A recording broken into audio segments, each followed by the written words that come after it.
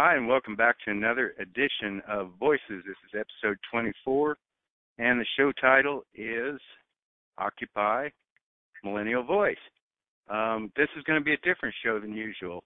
We're going to do this in conjunction with Niko House, and we'll get there in just a second. Dave, can you say hello? Hello, Terry. It's great to be on the show again with you. I think this one's going to be a lot of fun, and welcome to our audience listening in from all over the world. And I think Americans are going to like this show. I really do. Okay, and with that, that's our usual introduction. Niko, introduce us for your side, please. Hey, what's going on, everybody? Thank you all so much for tuning in to this very important segment of Mi Casa Su Casa. Today we are co-broadcasting, I should say, not cold broadcasting, although maybe we should consider it. But we are co-broadcasting with our investigative team at Voices. And the title for our show today is going to be Occupy Millennial. And you will find out later on that it is a very appropriate title for the show because millennials seem to be under attack at every single angle. So I'm glad that we're going to be covering this together. And for those who are listening on our end, I think we need to just mention Niko House is his last name, and Niko has Mi Casa Su Casa, his own network, an incredible voice out there that's now part of our network, and we're really glad to have you aboard, Niko, really are. And we're part of his network. I appreciate it. You're going to love having us. We're alive. Look, somebody to do the investigative work. Cause good God, man, if you all know, it's hard being the show guy and the investigative guy. We know. Well, we'll give it a try. Nobody says we're going to be good at this, and this show is a total experiment. We've never done one like this before, so please bear with us in the listening audience. We're 2 minutes and 5 seconds into the show, and let's go ahead and get her rolling. Millennials, the title is Occupy Millennial Voice. You'll see why as we go through the show. And millennials are surpassed baby boomers as the number one voting bloc. This is just a fact. It's a fact that seems to be being resisted. Niko, you got a thought on that real fast? Well, yeah, I mean, let's be very honest. Bernie Sanders saw something early on, even Trump, I would say, saw something early on that the establishment overall did not, which is that, well, millennials can be very engaged if you engage them, or they can be very disengaged. Now, when millennials get engaged, however, they get engaged at every level, right? So they're not only going out to vote for you, they're going to campaign for you. They're going to advocate on their college campuses for you. They're going to advocate in high school for you. They're going to talk to their parents because the generation now is a little bit different than the generation before, as in they're much more willing to engage with their parents and they have a much more, I would say, open and comfortable relationship with them just by the nature of the shifts in culture. And so because of that, you will see attacks on millennials to delegitimize their opinion, to delegitimize their role in the economy, to delegitimize their role in politics. They paint us all as kids and children without life experiences. And although, obviously, they're not the most experienced, they do know a little bit about what they're going through themselves, because millennials everywhere are dealing with the housing crisis right now. Millennials everywhere are dealing with the problems caused by, no offense, baby boomers right now. We're all dealing with the military-industrial complex. We're all being forced into the military just to pay our education and to maintain health care. So, yeah.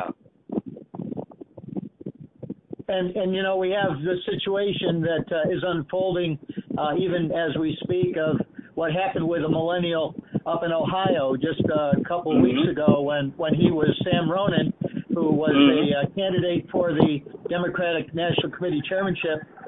He was pulled over by police officers, and he experienced some inordinate circumstances leading to his arrest, and that's one of the things we want to point to in this first segment of the show. So absolutely, let's just take it from there, and you've got a good familiarity with what happened there. If you could just kind of bring everybody up to speed that maybe isn't familiar with Sam Rodan's situation and any of the other supplementary material that you think we need to point out regarding Sam. So As far as Sam Ronan's case is concerned, I have been speaking to him personally in case anybody is curious. Sam is okay. He was not hurt a lot. However, because of the specifics of the case and because of where it's elevated to, he can't personally speak on the details of it. Now, with that being said, I've been following it literally since the night it happened. Sam did actually record live his interaction with the police officers in the area that he is at as he was pulled over. Well, I wouldn't even say pulled over. He was in his apartment complex, and they were being very aggressive. They were yelling at him and demanding that he get out the vehicle with weapons pointed at him almost immediately when he said, well, why am I being pulled over? And they kept getting louder and more aggressive. So Sam, as any sane person would have done, I said, listen, we don't need to yell. You know, we don't need to get aggressive. It's just not necessary, and it's not going to change anything. It's only going to get worse from there. And so they kept yelling and pointing weapons at him, and it got more aggressive until Sam made it very clear, hey, I'm live streaming on Facebook. So thankfully, he did not get stunned, he did not get tased, he did not get shot, but he was choked to the ground with a hip flip and put under arrest. Now, here's what's interesting about that. They read his Miranda rights but didn't tell him why he was in. They said, you're under arrest. They read his Miranda rights and made sure he understood his rights but didn't actually help to understand why he was even pulled over. They didn't, usually you would assume you're in a traffic stop if they say, can I have your license and registration? Usually they would come up to your window perhaps and say, why didn't you stop? If we watched then later the film that came out, after all the fallback and the blowback hit the police department, and they tried to kind of pull themselves out the dirt there because it was looking a little bad for them. So we thought the dash cam, playing devil's advocate, we thought the dash cam may have revealed a little bit something more that would have benefited them. In my humble opinion, it did not work out like that. It actually made Sam's story all the more intriguing because the cops had to make a U-turn even to get to the point where they could see his car clearly. And when they finally did see his car, Sam had put on his left blinker, Sam had got a green light, and Sam had made a left, going on a road that was set about 35 miles per hour. Obviously, we can't say the speed that he was going personally, but we know the road was about 35 miles per hour. He wasn't going much faster than that. There was no safe place to stop. It was dark. There was no side roads. The next available turn was his neighborhood where he turned in and parked his vehicle. And then that's where Sam started Facebook live streaming. That's where that picked up. Now, it got all the more interesting whenever the FOIA report, or the FOIA request, which is it's essentially a request for public information, in case you don't know, we got a hold of it. And we got a hold of the police report because of it. And so the police story got a little dicey, people. So all of a sudden, police developed the ability to see through traffic lights, hear horns of oncoming traffic that nobody else could hear. Because at first I was like, well, they said they heard horns, so there must not be any sound on this dash cam. And then you actually do hear sound. There is sound on the dash cam. And he claimed that as he was part of oncoming traffic, passing through the intersection, he heard a horn beep and saw Sam physically cut somebody off. Now, I've seen the dash cam. Terry, did you see the dash cam? Yes, and we'll have a link so the people in the audience can see the dash cam. It's in your first show. And David, you saw the dash cam as well. Yeah, and we will also have the recording of what Sam actually recorded as well. But yes, and I've examined it several times, and it does not align with the officer's report. It doesn't align. Did you see anybody get cut off? The only thing you see is that at the intersection, he did drive in front of a car coming the other way, which it was at a change of signal. There was no cutoff. It was just, he just turned. Yeah. Now, where most people would argue and say, oh, well, he should have yielded. Well, yeah, if there's not reasonable time to turn. But there was no aggressive move by Sam. No, it absolutely was not. It was not. Yeah. And then, but that wasn't even his initial reason to pull him over. First, he said it was road rage. No proof of that, no sign of that. There's then he said it was none an whatsoever. then he said it was an improper lane change. Totally untrue. He used a turn signal. He was very calm in the way. Well, he was sitting at a red light, probably for a good 8 or 10 seconds or more before the light turned green for him to turn. Yeah, well, I'm talking about even the lane change into his left turning lane. He used a turn signal to get into that lane. He did it exactly proper. Yeah, and so we still have no idea why he was followed to begin with. It is not. Some people say, well, you should have stopped immediately. That is actually far from the truth. You are permitted to get into a safe location. You don't have to stop immediately. You need to stop whenever it's safe for everybody, because that's not just for the civilian. That's also for the police officer's safety. Here in Miami, you know what happens when you pull over on a highway in the middle of speeding traffic? We had an officer die last year who was clipped by a vehicle because the location that he and the person chose to stop at were not safe. It was not safe. So that's not just for the protection of the civilian or the person being pulled over. In the 80s, they were having the issues with women being pulled over and being sexually assaulted by police officers. So there is no reason to not take an extra 5 seconds, probably. I mean, that might be a slight exaggeration. Maybe 10 seconds that Sam drove on that road before he made a right. What would your estimate be? People will be able to look at the video and come to their own conclusion. Yeah. Which is kind of what we count on for our show, the end of it. We're 12 minutes. We've used 12 minutes of this 20-minute segment. What came? Hold on one second. I want to explain this part. So what came next? What comes next is where it gets a little weird, which is the obsessive amount of bail put on him. 60,000, 60,000, 60,000 on 2 misdemeanors and a felony, which is highly uncommon for you to see bail of a misdemeanor match the bail of a felony. And forgive me, Niko, let me back up. There's one other thing I think we need to point out with respect to the arrest. Oh, please. And that was the clear violation of the law with respect to. I was going to let Terry get into that. Well, but the point being, in the context of the timeline, that the officer was requested several times to tell him why he's being arrested, and that there's actually a statute which requires the officer to do that, 2935.07, that in when Ohio, a person is arrested, they must, it says specifically, when an arrest is made without a warrant by an officer, he shall inform the person arrested of such officer's authority to make the arrest and the cause of the arrest. And these officers refused to comply with that request, even though they're under obligation to actually do so without being asked. Yep, and by the way, people, that is an Ohio state statute. That is not even a federal statute. That is a Ohio-specific statute.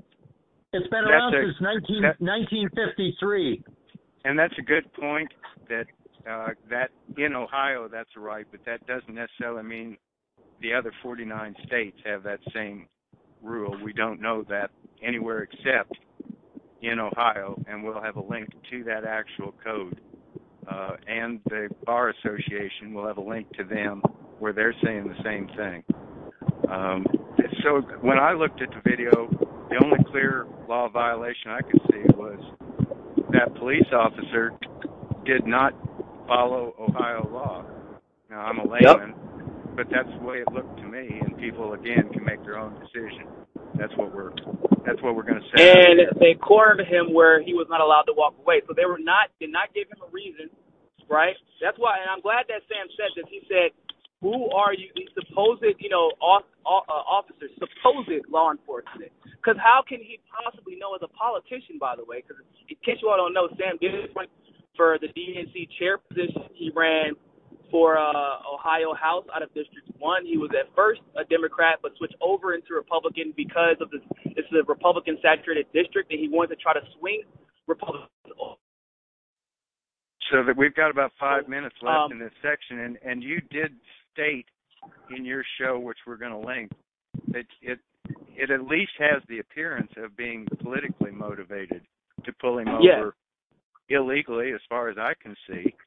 And you can even corroborate that with the slew of articles that are clearly covering only one side of the story almost all the time, defending the actions of the police officer.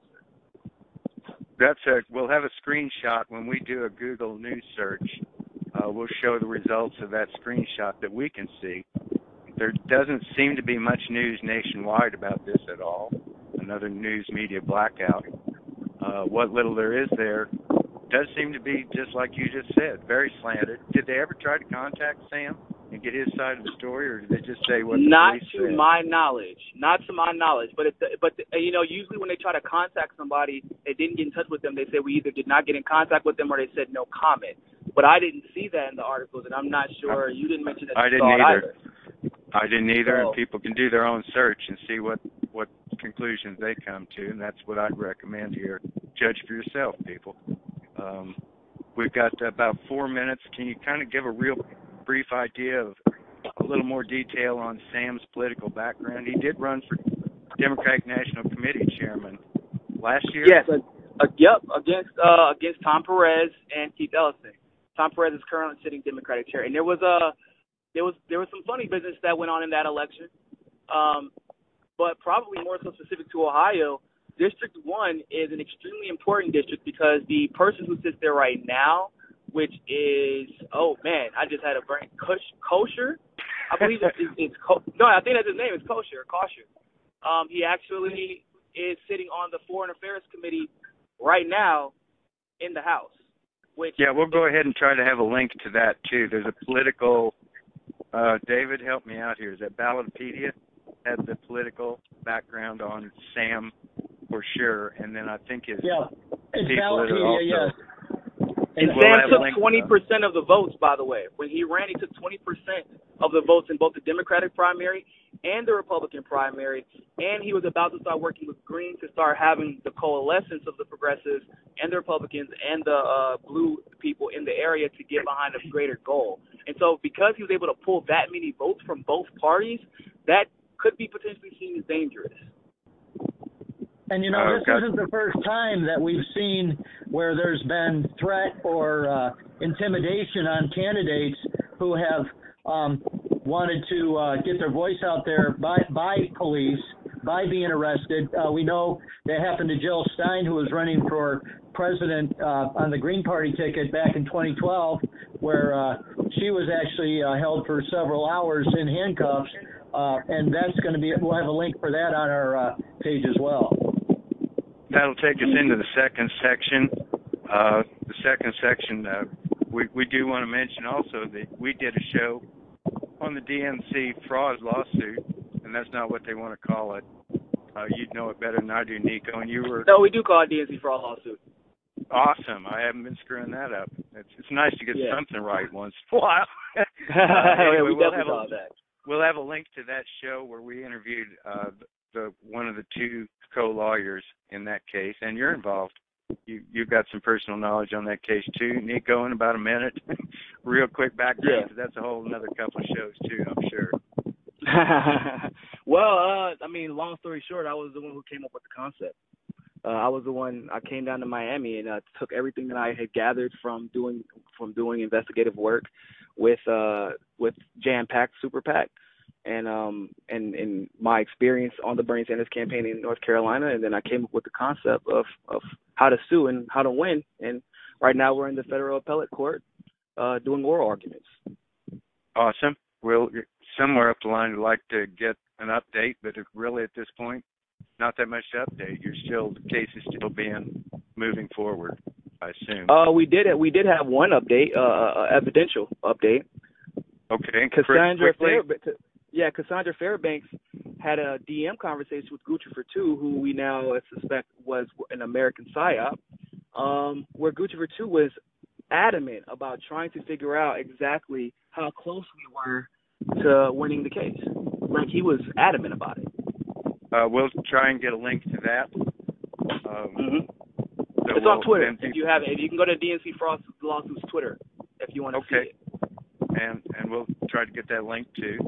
We're into that second section, like you said, Dave.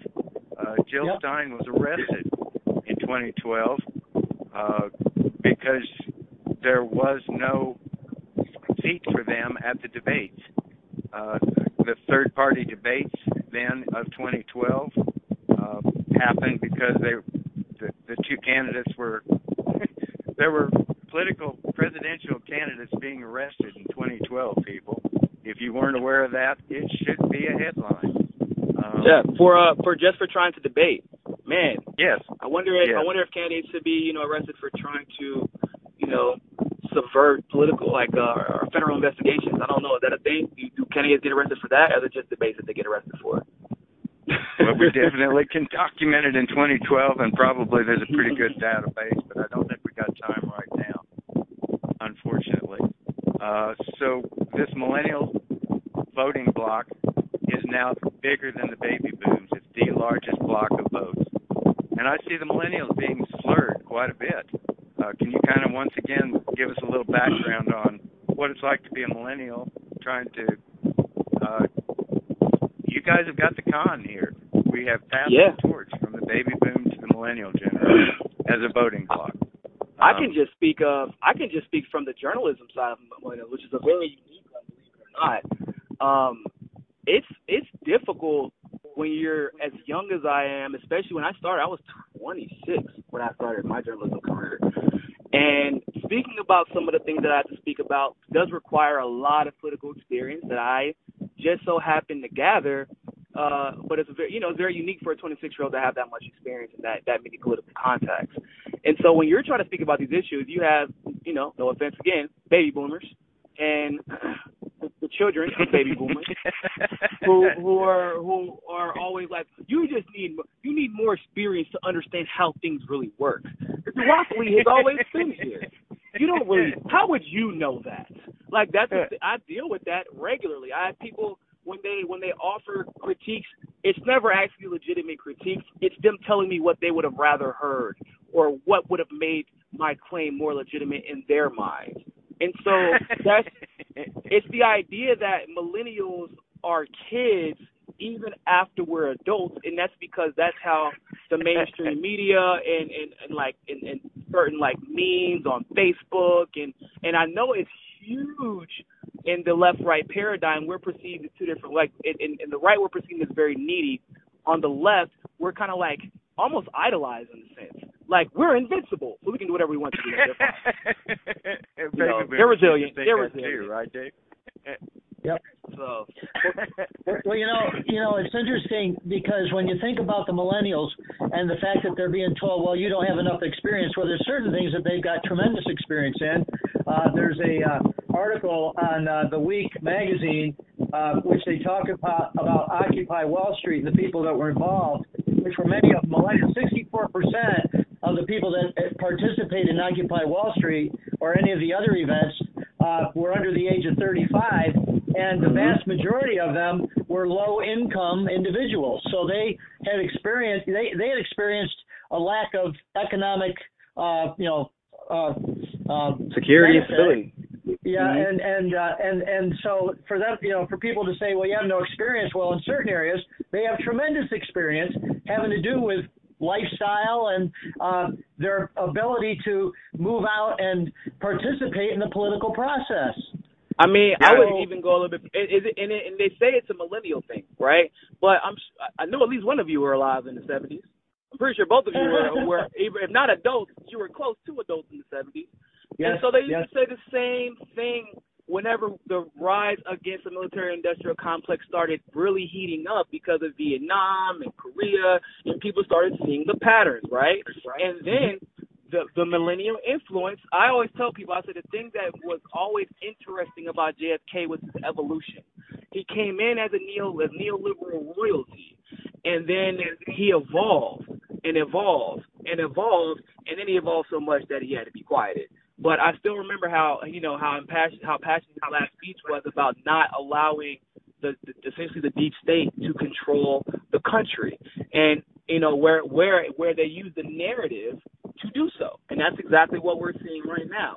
If you legitimize the millennials, if you legitimize their message, and that takes the thought that the housing crisis still exists, that removes the idea that college isn't necessarily translating the job, so you keep sending your kids there without questioning the legitimacy of. I'm not saying don't go to college, people. I love the experience of college. I never actually went to college to get a job. I went to college because I wanted to learn, I wanted to grow, and I wanted to meet people. But they're telling you if you go to college, you get a job. Well, now it's if you get your master's, you get a job. And more specifically, it's even telling you, well, just get your doctorate, then you'll get a job. $300,000 later. Maybe when you get your doctorate, you'll get your job. And then how much money are you in debt when you have done all of that? And are you going to be likely to invest into? Are you going to be able to invest into a house? Yeah. No. Can you invest into stocks? No. You see what I'm saying? It's a downward spiral from there. There's one more experience that you millennials have that is not being said here. It's not us old farts who are fighting all the wars that we're losing all over the world. It's you. You're a veteran, right? Yeah. Yep. And Sam was a veteran. Sam Ronan was a veteran, so that was what he was bringing. I think, and this is you got to confirm with Sam. I got to confirm with Sam. I think he's reserved still. He's still a reservist. Okay, so here's one experience that you guys have that I don't. Thank God. I'm afraid of everything. I'd have made a terrible soldier. But the experience that you guys have got, well, you're being told by my generation, the baby boomers, to do this the right way, is you are fighting all of these wars. You have had your hit. Oh man, yeah. And where's your voice? I've lived with people who've had PTSD. Man, I had somebody who developed schizophrenia from deployment. It was a scary side of the infantry, man. And it's sad because it's become the norm, and it's not the norm like they're scared of war. That's not what they're scared of. The truth of the matter is, people, we went in knowing we were going to be able to kill who we wanted to. We had all the weapons. We had all the technology. We had all the intel. Those people were scared for their lives. And, yeah, it sounds great when you're like, oh, we're going to go kill the terrorists, right? We're going to go kill the insurgents for freedom. It makes no sense. It's like the great Cat Williams said, how the hell did my freedom get all the way to Iraq? I have no idea how it got all the way over there. I guess we got to go chase it down. And that's people don't find that out until you have to pull a gun out on a child, on a boy, a young boy, and you're trying to figure out why he has a gun pointed back at you. Didn't realize that the last time we raided their house without any warning, we killed his father. So now he's protecting his family because he's the last male left. And that's a hard thing to deal with. We're 28 minutes. 28 minutes into the show, guys. We got about 10 minutes left. There's another piece here that I think is important, and that is there was a Pew Research did a poll back in 2014 or 16, somewhere in there. I'm trying to remember when it was. I'm looking here. 2014, March 2014, and the results of that poll, 71% of the millennials want to end the two-party duopoly. That's a pretty significant number of people that believe that we're really being manipulated by a system that seems to indicate that they're polarized in terms of ideology, but in reality, they're not. So address that a little bit, if you would. I 100% agree. I think that there is this legitimate move, and and I would say that what that's indicative. It's indicative because you see the establishment on both sides working their hardest to end that, right? So on the left, you had the Women's March that was totally partisan, even though it was supposed to be nonpartisan. But what was amazing was that I had people on the ground. I had reporters on the ground there. Fiorella Mallorca and Craig Dardula from the Combo Couch on MCSC Network, they were like, although it was a democratically sponsored event, all of them were like, they're still going to have to win my vote by talking about single payer. They're still going to have to win my vote by talking about ending the military-industrial complex, because that's the only thing that we care about. Because not the only thing we care about, but those are the things that have harmed us most. And it doesn't matter what you say, all the fluffy words in the world. We still don't have health care. I'm fortunate to have it. I try care. But majority of millennials don't have health care. They're not living with their parents. And then they're tired of going to war for somebody's oil, for money that we're not even getting. So let's talk about how do we end that? Well, give me. I want to talk. I don't want to just pick on the left because there's also on the right. The Koch brothers are funding an organization called Turning Point USA, and it's headed by a kid who claims that college campuses are just out here brainwashing everybody, and he knows everything about college campuses. Right? The man has never been to college, never been to university, never attended. But he knows Do we have everything that about documented? Yeah, actually, I'll send that to you. We'll have links to that. So Charlie Kirk see is that his name. for themselves. That's beautiful. So, but it's funded 100%. It's funded primarily by Koch brothers. So you have the duopoly spending all of their time and money not talking about the issues, but explaining why you should hate the other side. And it's more potent now than ever before. And so you know that we are coming together because of the money, the massive amounts of money that's being spent to keep us apart. Okay, so the duopoly, let's real quick, in case people don't know what duopoly is, we'll have a link up to the ever-popular Wikipedia. You might want to check besides just Wikipedia, but we'll start there. And it describes duopoly. But real quick, duopoly system, Niko? Real quick, so the duopoly is the idea that the left fits every stereotype and has to, that you consider about the left, and they have to be within the Democratic Party, and you have to vote for the Democratic Party in the right same concept. And that if you ever think about voting third party or ever think about not voting Democrat or Republican, then you're a Russian. And that's a new development in the duopoly, by the way. That's a new development in the duopoly. It's the idea that if you disagree with somebody, or if you agree with somebody in the Republican Party on something, then they call you a right wing conspiracy theorist. Or if you agree with somebody on the left about something, then you're a libtard. Like, it's the idea that there's no possible way that we can coalesce. And come together on the issues when that's just simply not the case. But yeah, let me come up with go ahead, David. I was just going to say that when we really sit down and think about it, what we really need to start focusing on is how to protect freedom and our unalienable and constitutional rights, and make that the cause or the movement that we all start to come together on, because that's where we all can agree. Now that's individualism. That's where it really needs to go. If you're coming at it from an individual freedom point of view, as opposed to statist, which is showing my classical liberal, because that's what I am. I don't know. I'm a classical liberal Democrat. And there used to be liberal Democrats and there used to be liberal Republicans, and then they decided to turn the word liberal into an insult, which we've talked about before repeatedly. Yeah, that's what it means free man, just in case you're new to the show. So insult me again. Call me a free man again, please. So let me come up with a startling political concept. Are you ready? Now, this is just a theory, but it's pretty radical. Everybody ready? Maybe that a party candidate should be supported by his party, not focusing on the party's concept of the political people are supposed to be supporting the party. And I didn't say that very clearly. If anybody please take a rap at it. Does that kind of make any kind of sense at all? So what you're saying is the party should be focused around the candidate they're supporting, not the will of the party.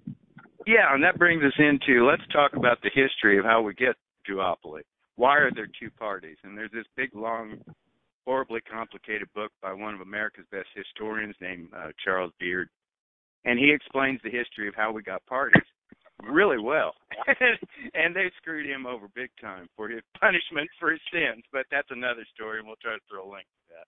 But anyway, what he says is the rich people, people talk about, well, we shouldn't have any parties at all. And then that's kind of like we had up until the Jefferson-Adams election. And that's what I don't think we should have any. I don't believe that we should have. So the reason that we have parties in the modern era is because we have to be able to monitor their spending, right? The problem becomes whenever we can allow parties to make laws about how other parties can act within the electoral process. That is absolute lunacy. Yeah, now we're really getting away from the individuals, right? It's like it's all about the party. Gotcha. Yeah, you're consolidating all the power into a document. Well, that's like, what you know, historian into is. a little LLC, or not an LLC, excuse me, a nonprofit. You know what I'm saying? Like a 501c3, 501c4. Yeah. That's not what democracy is. Let's get to the net. Yeah, the go ahead. DNC election did bring it up that their legal defense is that we're just a corporation or something. But all of you people who voted in the primary, it doesn't mean squat because they don't have to do. This is their position, of course. Yeah, which, by the way, quick, is a lie. Go ahead. I was going to say, wouldn't it be fair to say that what we've come to is that we've got oligarchy everywhere? Yeah, that's really what it's coming down not fair to say. I think it's the only correct way to say it. And there's database that goes with that, and we'll try and link that it's an oligarchy. That's not just us saying it. Harvard study found that. I mean, there are numerous. A Harvard study found that. I mean, this is Harvard. Like, you can't get any more, elitist than that. Well, and they just said, well, we're effectively an oligarchy. We'll put up the major 2014 study by Northwestern University and Princeton University's political science departments on that, where the conclusion is America is not a republic anymore, it's an oligarchy. It's a 20-year study. Okay, and while we're in the neighborhood, I heard you say the word deep state, and that word sucks because they're trying to make it mean all sorts of weird stuff. There was a guy from Harvard, right, David, and he did a study, and he called it double government. And this is like 117 pages from a guy from Harvard. So, yes, it's kind of boring, but if you want to question his logic, good luck. I mean, it's like there is double government. You cannot look at the facts and come up with any other conclusion other than. So I prefer the term. It's not a new idea either. It's not a new idea. This is 1867 was when this came out. So it's. We'll have the link to it. Pack a lunch because it's another 100 and some odd pages long, but it is worth reading, people. So I will say this. As playing devil's advocate, as I love to do. The only reason I prefer personally the term deep state is because although the idea of the double government is real, the difference is one is in plain sight, as you can see on the surface, and the other one is buried behind the bureaucracy and the propaganda, and that's why I prefer the term deep state, because double government would intend that, they're both right here and they're in front of us. Look at it. It's becoming more clear. It's becoming more clear that we have a double government, but not everybody believes that, and the reason is because of how suppressed and hidden the deep state is. Yeah, we're 40 minutes. The covert parts of it, yes. Mm-hmm. We're coming up on 40 minutes. We got 2 minutes left in this section. Dave, did we hit all of our talking points we wanted to kind of try and get a discussion on here? Yeah, I think we did pretty well. I'm looking here through the list of things we wanted to cover, and it looks like we got it done pretty well. I think the point here, a nutshell answer to the two-party system is follow the power. Say that again, and you dropped out. Point. The point is that the two-party duopoly really comes down to the idea of follow the money, follow the power. If we remember our dear friend Anthony Sutton's point on that. Yeah, we'll have a link. We'll have a link to the background on that too, so people can wade into that. That's a good point. We're coming up on 39 minutes now. Go ahead. Segment 3, Millennials and Media. That's where we're going next. Okay. Let's start with Slam on Millennials, number 1 on my hit parade. Millennials only get their news from Jon Stewart. And there's a... not a bad guy to get news from, by the way. Not a bad guy to get news. No, and we're going to have some links that go with that. David kind of helped us out with those links that people can take a look at. But it is a myth, right? We've got data showing that that's not correct. Yeah, we have a quote. We have a quote from a lady named McKee. She says, "I'm a millennial and I love Jon Stewart, but here's why I think he created a generation of incompetent news consumers." No judgment. No judgmental thing there, but let's not pick on her too bad. But that's a statement by a millennial herself. So yes.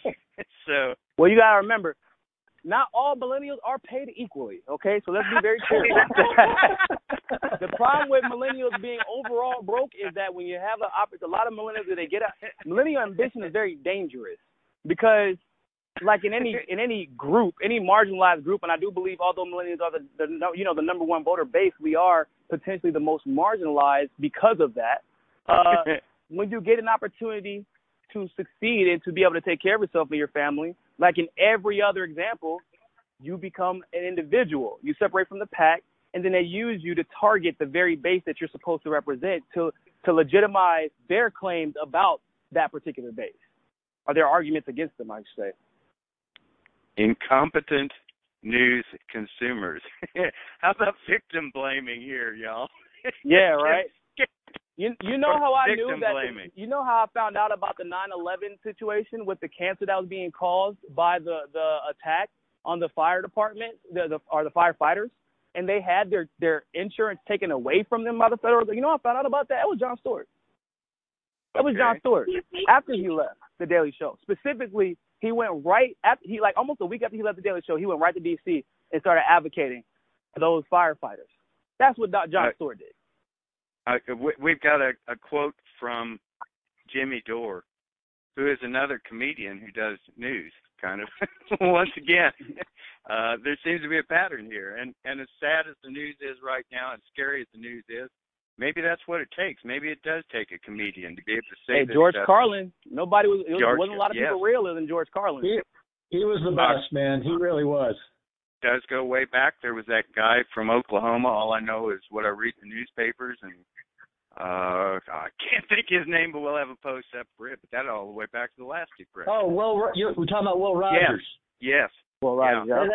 And another one in the 60s was a guy named Tom Lehrer. He was a Harvard graduate, and he used to create these parody these songs about all kinds of political. He was incredible parody.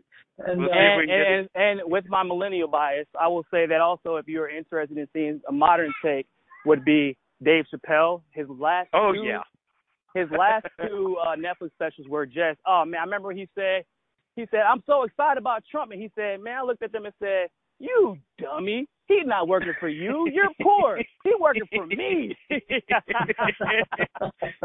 nice. Why are you Dave excited? Dave is out of exile. It's nice that they've actually let him back resurface. I know, right?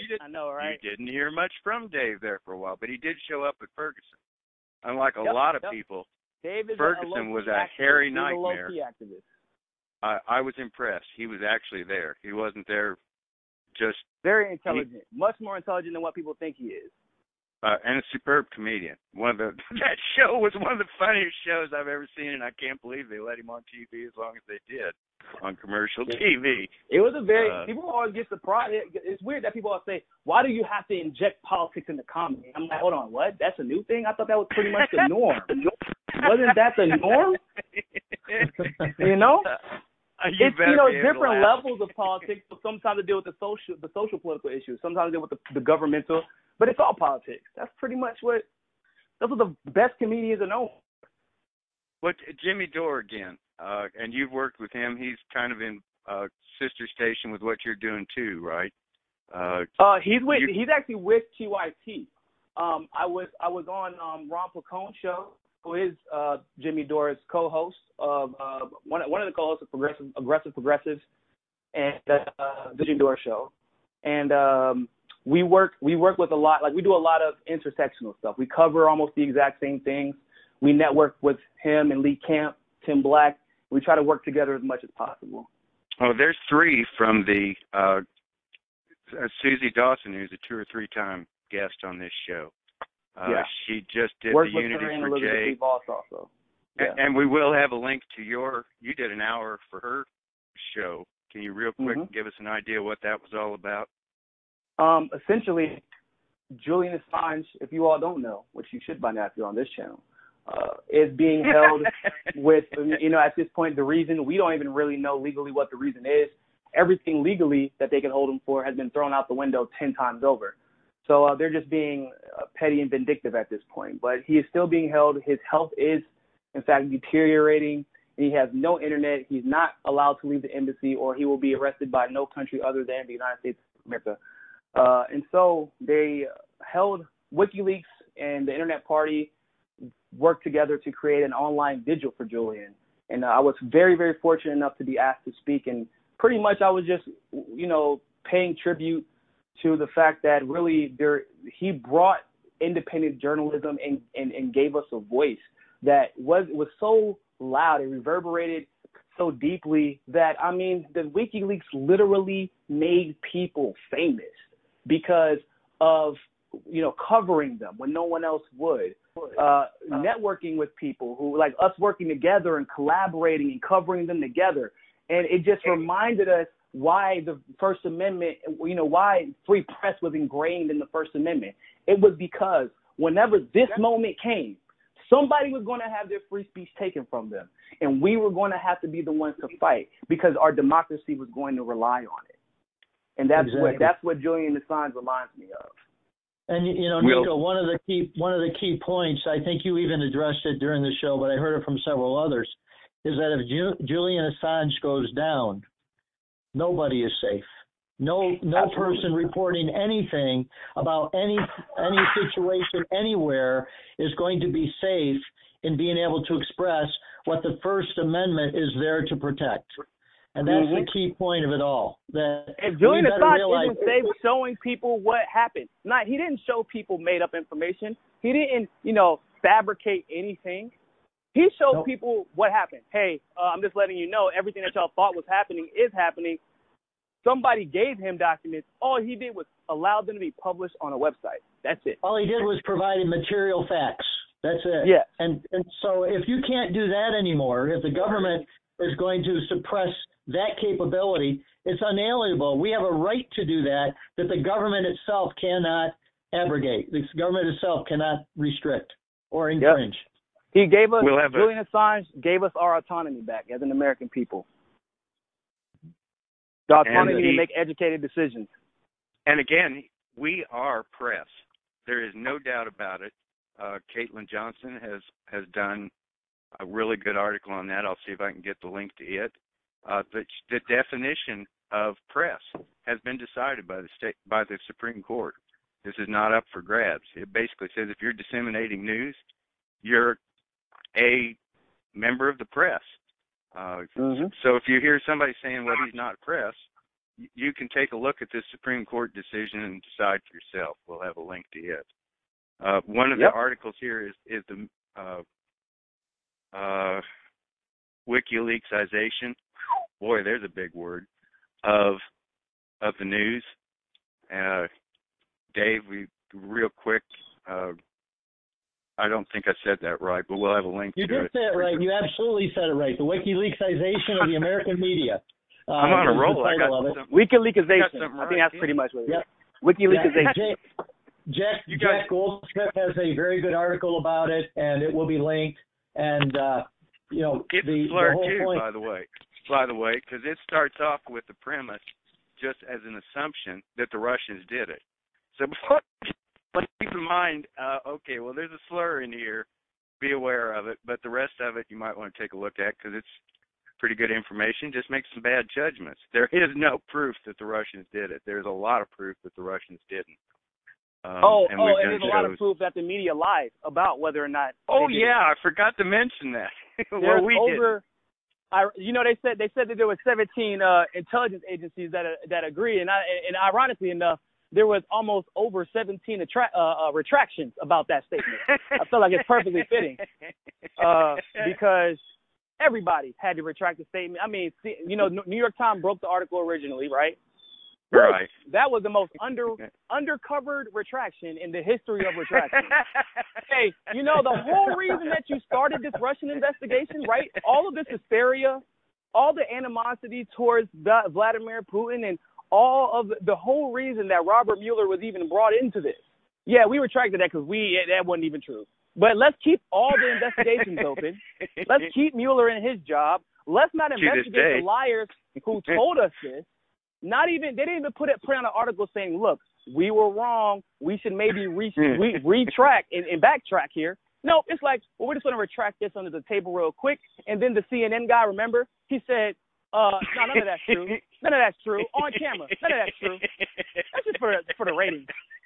Like, they pretended like it wasn't a big deal. As a matter of fact, you know what happened around that time period? And this is a story that's near and dear to my heart. That was whenever they tried to start painting everybody as a Seth Rich conspiracy theorist, because we said, hey, can we have an investigation? That's all we asked. We said, can we have an investigation? Oh, you're all conspiracy theorists. We're like, what? We're just saying, like, he was part of, like, we probably wouldn't even have asked for one if y'all didn't make it, like, a clear point to avoid doing one. We probably would have been, like, you know, we'll just chalk it up to the game. Something might have happened in D.C., and we're like, well, can we see the video footage just so we can see how it went down? Oh, no, we don't have that. Y'all the most surveilled place in the country. What do you mean? Well, what does it look like? A botched robbery. Well, what was taken? Well, not really anything. Well, hold on. So how was it botched? If you botched the robbery, if you killed him, you probably succeeded to the point where you can at least take something if you're going to rob somebody in the most surveilled place in the entire country. And they're like, nah, it was a botched robbery. Well, so surely the chief of police agrees with you, right? There is absolutely no evidence that this is a botched robbery. You have no idea where that came from.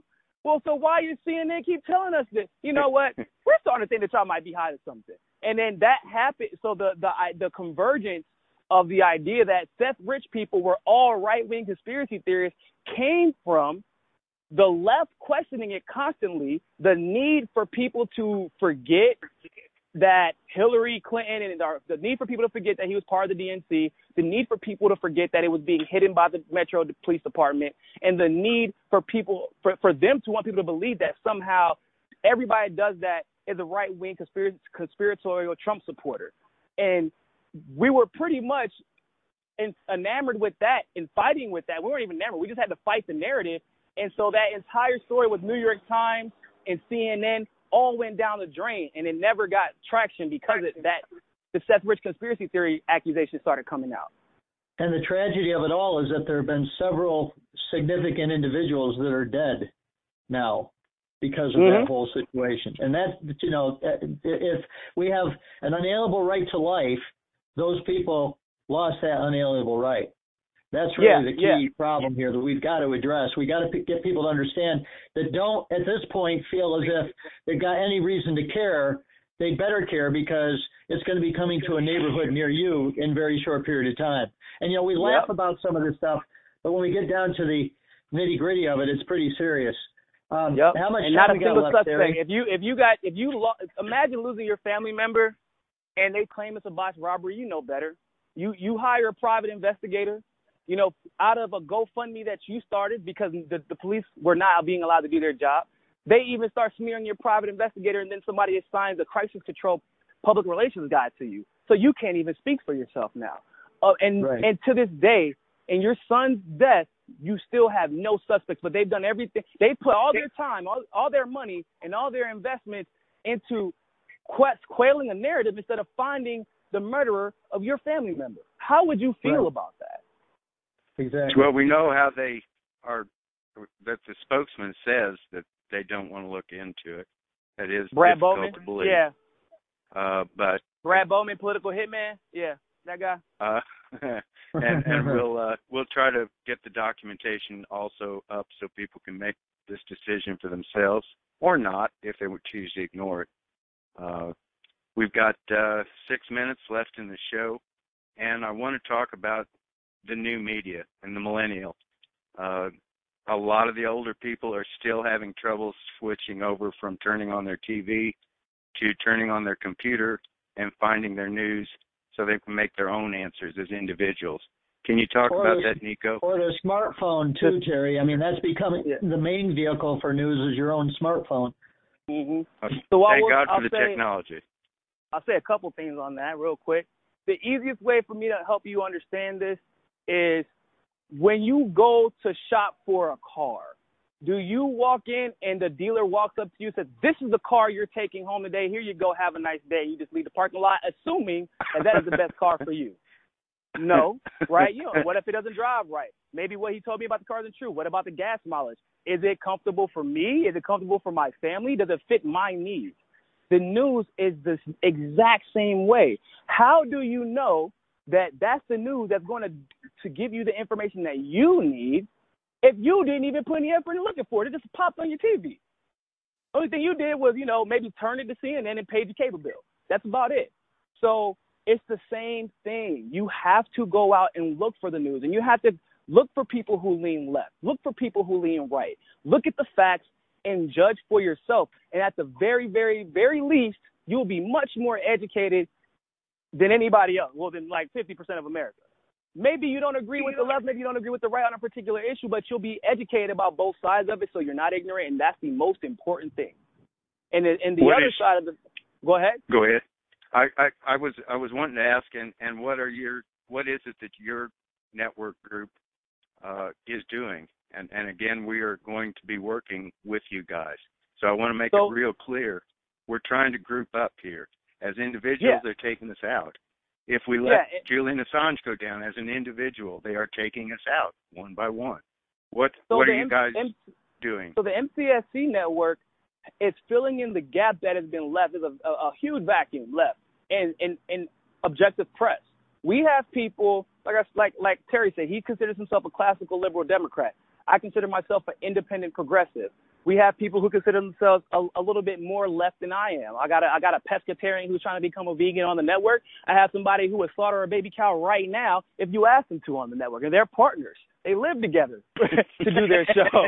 Okay? Yeah, but that's a noisy household. We have a conservative sportscaster who he's conservative leaning, or at least he used to be, who covers the political aspects of sport and why we should be paying attention to the political aspects of sports, because that the pop culture world has an effect on how we deal with things in society and what we deem is important.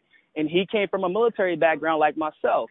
I mean, it's important, and you guys would be the investigative wing that documents and creates documentaries on these things that we have seen over time. And so what the MCSC network is acting as is a conduit for objectivity and facts and analysis. And so my show would be more analysis and opinion. I call it guiding opinion. I don't try to I don't try to create the narrative, but I do navigate the narrative so that you understand where you could be being misled or where we could be being misled based off the facts, and where we should probably be heading towards based off of my experience. And that's fine. Terry, they focus on the facts and the facts and the facts and some more facts, and trying to understand why people don't want to read the facts. And that's fine. And that's fine. By the way, do you think millennials are still interested in facts? I think millennials are obsessed with facts, actually. Millennials have become obsessed. But we argue about facts all the time. I would say that's like so as a weird example, they always say that millennials, for some reason, unequivocally believe that LeBron James is the best player who ever lived, and it's because of statistics. Now, what millennials could probably stand to learn about is facts within context. Okay, so there's that. But that's kind of like an indicator that, like, we care about what we can see on paper and what can be documented. Now, that's not obvious. That's a broad generalization. But the BDS movement started, I'm not saying whether you should join the BDS movement or not. That's what I'm saying. What I am saying is that what is BDS? Go ahead. That's the ban on goods from Israel. Oh, gotcha. Okay. All right. Yeah, so I'm not saying but 61, it started senior because, moment there. I forgot what BDS was. Sorry. It started specifically because millennials got tired of seeing what was happening to Palestinians, seeing how America was ignoring it, seeing our money, our tax dollars literally being sent there. At the same time, we're saying we can't take homeless people off the street. We can't afford health care. We can't, the budget. We see the $700 billion military budget. We see it. It's right there. We have it. And we can even see how it's broken down, where only 1% of that actually goes to soldiers. So, we're seeing these things. We're into our last minute. We've got a quote from Edward R. Murrow, who's become the patron saint of journalism. Personally, I'm not a journalist anymore. I'm repeated. Please go ahead and read that real fast, and then your thoughts on that, please, Niko. It's not necessary to remind you of the fact that your voice, amplified to the degree where it reaches from one end of the country to the other, does not confer upon you greater wisdom than when your voice reached only from one end of the bar to the other. And talking to the news people that he was addressing a major news consortium he was giving a speech to. So that's the quote. And I'll make my comment and then give it to Niko. Ultimately, we have to the information. We're going to keep free, and that's really the significance of what this network is about. And what we're trying to do is to give people the ability to have the proper facts, so that they then can make decisions based upon proper facts. And Niko, I'll give it back to you. And as far as I'm concerned, my objective has always been to take those facts, take real life experience, experiential knowledge, and balance it out. That's you all know what my sign off is. It's find your balance. It is what I've always lived by. And that's gotten me where I'm at thus far. And I believe that the problem with this country and the problem with the world in general is that every time we have a problem, we overcorrect with an extreme solution. And that is not balance. And it takes you out of balance. And we've taken the world out of balance. And when we have this Hegelian, we have Hegelian-based actions, which is like we have to either do it this way or this way. There's no other answer. There's no other response we can make. Duopoly. You're going to, you're the duopoly, exactly, a duopolist mindset. It is dangerous, and there's a reason that we keep getting driven towards that mindset, because balance and nuance is how we have peace. It's how we solve problems. That's how you get rid of the military-industrial complex. That's how you have objective journalism. That's how you disagree, but you still remain friends and colleagues, right? And grow forward and grow together. So exactly. We're searching for what is it we all agree on? Which it's easy to see what we disagree on. What we're searching for is what do we all agree on? And and more importantly, that is. I'm glad you said that, because that is what we are searching for, people. And people need to acknowledge that we should be searching for it. That's really the problem, because nobody even knows that we're searching for what we all agree on. They're still being told what we disagree about. Exactly. Unity. Let's strive for where is the unity point. And this has been Occupy Millennial Voice, and we have always signed off when we used to be the Occupy America Social Network, and we still sign off today when I remember to do it by saying thanks for standing, Niko. It's a pleasure to have you aboard. Thank you very much. It is an absolute pleasure to have you all on, too. I agree, too. And for everybody else, you already know what time it is. Always remember, more than anything else, find your balance.